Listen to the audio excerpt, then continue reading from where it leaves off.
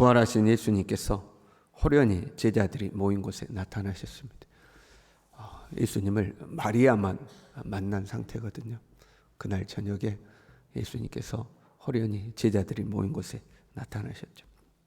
지금 제자들은 부활하신 예수님을 처음 만나는 거예요. 처음 만나가지고 그 부활하신 예수님이 제자들을 향하여 내뱉은 말씀이 그 첫 마디가 무엇일까? 여러분, 이게 중요하지 않겠습니까? 민주화 운동을 했던 사람들이 억울하게 탄압을 받아서 옥에 갇혔다고 생각해봐요.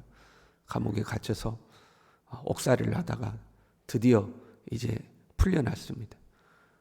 그 감옥 밖에 사람들이 다 모여가지고 있다가 이 사람이 풀려나니까 박수를 치고 함성을 지르고, 그러니까 이게 조용하라고 탁 잠잠히 시킨 다음에 그 입에서 나오는 그 한마디를 딱 주목해서 보잖아요. 그 첫 마디가 뭐냐 하는 거죠. 예수님은 사망 권세라는 그 감옥을 이기고 지금 이제 무덤에서 나오신 겁니다. 무덤에서 사망 권세를 이기고 나오신 그 예수님께서 사랑하는 제자들을 만나서 내뱉은 그 첫 마디가, 첫 번째 말씀이 뭐냐 하는 거죠. 예수님께서 제자들을 향하여, 두려워하고 있는 제자들을 향하여 하신 그 첫 마디가 너에게 평강이 있을지어다. 너에게 평강이 있을지어다. 그 주님을 만난 제자들의 마음 상태가 여러분 얼마나 복잡했겠습니까?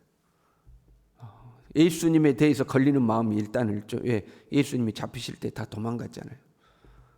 죽을지언정 예수님을 부인하지 않겠다고 했는데 예수님을 모른다고 부인했잖아요. 그러니까 예수님에 대해서 그 죄송한 마음, 또 그 뭔가 미묘한 마음이 있지 않겠습니까? 거기다가 지금 유대인들을 두려워하는, 유대인들이 또 두려운 마음이 있어요. 예수님을 잡아간 그들이 우리도 잡으러 오면 어떡하나 하는 두려운 마음이 있죠.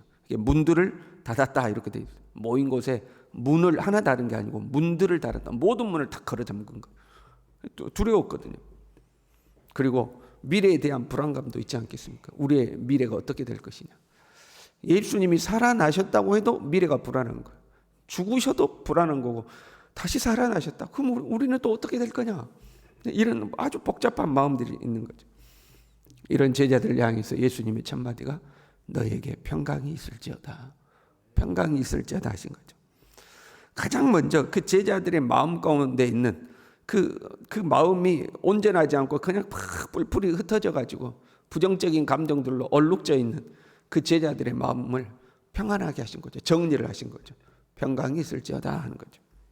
그리고 손과 옆구리를 보여주고 예수님임을 확인시켜 줬어요. 자기들이 환상을 보는 것이 아니다. 혼령을 보고 있는 것이 아니라 실제로 다시 살아나신 예수님이라는 것을 이 손의 못자국과 옆구리의 창자국을 보여주신 거죠. 그래서 예수님이 정말로 육체로 부활하셨음을 그걸 이제 확인시켜 주신 거죠.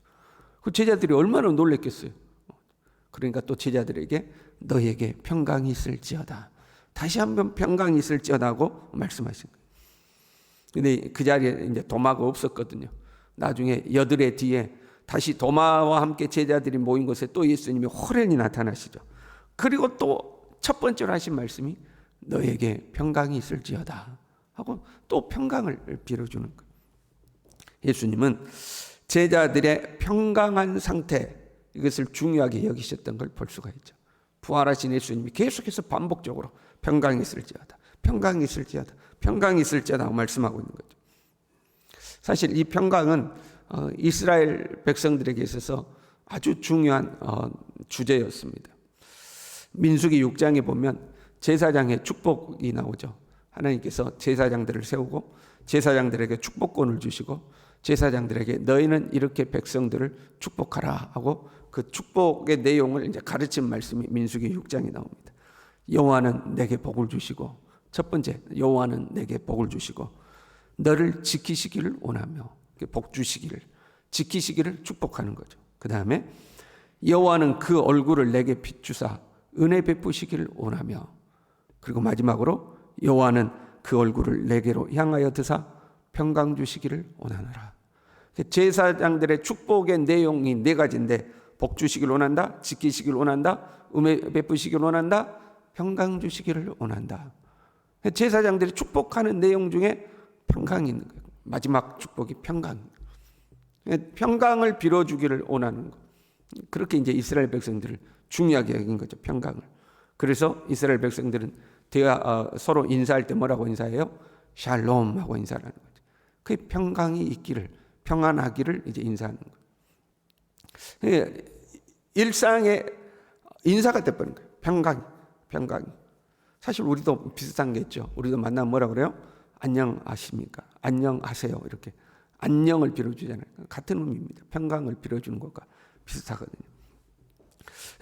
여기서 평강이라고 할 때 단순히 우리가 일상적으로 나누는 인사만을 의미하는 게 아니에요. 우리는 그냥 만나면 의례적으로 안녕하십니까? 안녕하세요 하고 안녕히 계십시오 하고 우리가 안녕히 계십시오, 안녕하십시오라고 인사할 때 정말로 마음을 담아서 인사하는 건 아니잖아요. 그냥 의례적으로 하는 인사잖아요. 안녕하십니까? 안녕히 계십시오. 안녕하세요. 이제 이렇게 의례적으로 하는 인사잖아요. 그런 의례적인 의미가 아닙니다. 이 평강이라는 말은 모든 것이 균형을 이루고 불순물이 없는 상태를 샬롬이라고 합니다. 평강. 모든 것이 딱 있어야 될 것에 있고 적당한 이치에 균형을 딱 잡고 있는 거예요. 그게 평강인 거예요. 부모는 부모로서의 이치에 있고 자녀는 자녀로서의 이치에 있고 부부는 부부로서의 이치에 있고 그 균형 잡힌 이치에 있는 걸 말하는 거예요. 평강. 그리고 다른 것이 끼어들어 있지 않은 상태. 그걸 이제 평강이라고 하는 거죠. 이러한 평강은 구약적 개념에서는 삶의 평안과 번성으로 연결이 됩니다. 내 삶이 평강하다는 것은 번성으로까지 연결되는 거예요. 왜냐하면 평강하지 않다는 것은 죄가 끼어드는 것을 의미해요. 죄가 있는 곳은 가시와 엉겅퀴가 나게 돼 있죠. 그래서 평강하다는 것은 그러한 불순물이 없는 상태를 말하는 거고 가시와 엉겅퀴가 없어지면 삶의 번성이 최초로 하나님이 인간에게 주셨던 복이죠. 생육하고 번성하고 땅에 충만하라 하신 그 말씀대로 삶이 번성하게 되는 거죠. 그걸 평강의 상태라고 하는 거예요.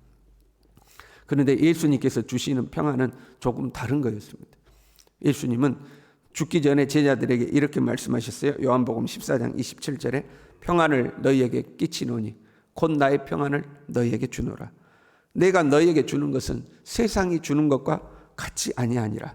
너희는 마음에 근심하지도 말고 두려워하지도 말라. 주님이 주시는 평강은 일반적인 이 세상이 주는 것과 다르다는 것. 세상에서 말하는 평강이란 너희의 삶에 아무 부족함이 없고 너희의 삶의 환경이 완벽하게 균형을 이루고 있고 너희의 삶에 고난도 어려움도 없는 그 상태가 너희에게는 이 세상은 평안이라고 이야기하지만 내가 너희에게 주는 평안은 그것과 다르다. 환경이 완벽해서 주어지는 평강이 아니라 하나님 안에서 누리는 평강이다. 세상에서 너희가 비록 고난을 당하나 그 고난 속에서도 너희가 누릴 수 있는 평강이다. 그게 내가 너희에게 주는 평안이라.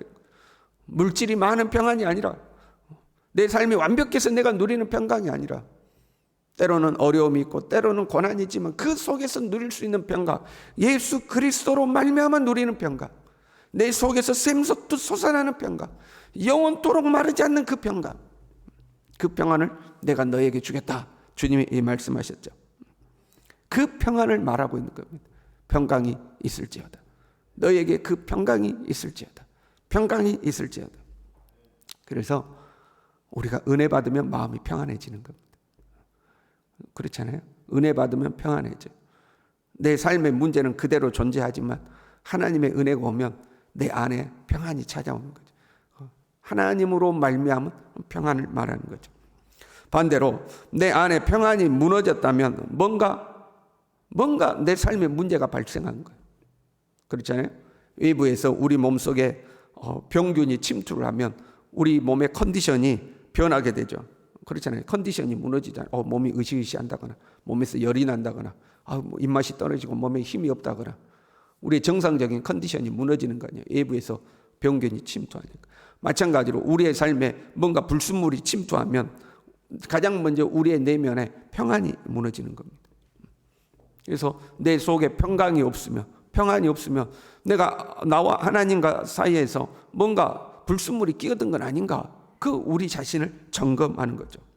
또 한편으로 하나님께서 우리를 인도하시는데 우리가 그 하나님의 인도를 깨닫지 못하고 하나님의 인도와 어긋난 길로 갈 때도 평강이 무너지죠. 뭔가 마음이 불편해. 하나님 앞에 뭔가 마음이 불편해. 그렇잖아요. 우리가 하나님 말씀에 순종하지 않으면 마음이 불편하잖아요. 평강이 무너지는 거죠. 그래서 내 속에 평강이 무너지는 것을 통해서 하나님과의 관계를 점검할 수가 있는 겁니다. 그래서 우리가 하나님의 은혜 안에 있고 예수님과 좋은 관계 속에 있으면 우리의 마음은 항상 평안해야 돼요. 예수님을 믿는 우리는 평안해야 돼요. 주님이 우리에게 바라시는 것이, 가장 부활하신 주님이 가장 먼저 바라시는 것이 평강이 있을지어다. 평강이 있을지어다. 예수 그리스도 안에서 평강하는 저와 여러분 될 수 있기를 바랍니다. 그리스도 안에서 평안한 것. 그리고 두 번째 말씀이요. 아버지께서 나를 보내신 것 같이 나도 너희를 보내노라. 사명을 부여하고 계십니다. 나를 따라오너라 하고 제자들을 불렀던 주님께서 이제는 내가 너희를 보내노라. 세상 가운데 너희를 보낸다. 사실 제자들은 아직 준비되지 않았어요. 주님을 위해 나설 준비가 아직 안 돼 있죠. 그럼에도 불구하고 제자들에게 사명을 부여하죠. 그리고 제자들을 보내신 그 사명의 내용이 23절에 너희가 누구의 죄든지 사하면 사하여질 것이요 누구의 죄든지 그대로 두면 그대로 있으리라. 죄 사함의 사명을 주시고 내가 너희를 세상에 보낸다. 누구의 죄든지 사하면 사하여질 것이다. 어떻게 누구의 죄를 사할 수 있죠? 예수 그리스도를 믿도록 만드는 것을 말하는 거예요. 너희가 나를 통해서 예수님을 믿을 수 있도록 증거하라는 사명을 말하는 거죠. 예수님이 이루어 놓으신 십자가 대속의 은혜를 통해서 죄의 사슬에 얽매여 있는 사람들을 자유케 하는 사명을 지금 제자들에게 부여하신 거죠. 그리고 세 번째로 예수님은 제자들에게 숨을 내쉬면서 성령을 받으라 말씀해요. 성령을 받으라. 왜요? 성령으로 하지 않고는 주님이 주시는 평강을 누리기도 힘들고 성령으로 하지 않고는 사명 감당도 힘든 거예요. 그래서 성령을 받으라 말씀하신 거예요. 예수님은 우리에게 평강이 있기를 원하시고 우리가 해야 할 일로는 제사함의 복음을 전파하기를 원하시는 거고 그걸 위해서 우리에게 성령을 주시기를 원하고 계시는 거예요. 이게 부활하신 예수님이 내뱉은 첫 마디들이에요. 그런데 부활하신 예수님이 제자들을 만나서 하신 그 짧은 대화 속에 우리를 향한 주님의 뜻이 다 들어있는 거죠. 평안하기를, 사명을 가지고 살기를, 성령으로 살기를 원하시는 거예요. 이 시간 예수님께서 우리 가운데 오셨다고 생각해봐요. 예수님 우리에게 뭘 말씀하실까? 똑같을 거라고 생각해. 평안할지어다. 평강이 너희에게 있을지어다. 우리에게는 얼마나 큰 은혜입니까? 평안하다는 것이 큰 은혜잖아요. 너의 삶이 평안하기를, 너의 심령이 평안하기를, 평강이 있을지어다. 그리고 사명을 따라 살아라. 내가 너희를 세상 가운데로 보내라. 그리고 성령 받으라. 저와 여러분이 이 주님의 말씀 붙들고 살 수 있기를 바랍니다. 기도하겠습니다. 주님의 평강이 우리 안에 있기를, 먹고 마시는 것만 위하여 살지 아니하고 주님의 나라를 위하여 살 수 있기를, 우리 힘으로 안 되으니 성령께서 우리를 사로잡아 주셔서 성령으로 평강을 누리고 성령으로 복음 위에 살 수 있기를 주님 그런 우리가 될 수 있도록 우리를 굳건한 발로 붙들어 주시옵소서. 예수님의 이름으로 기도 올리옵나이다. 아멘.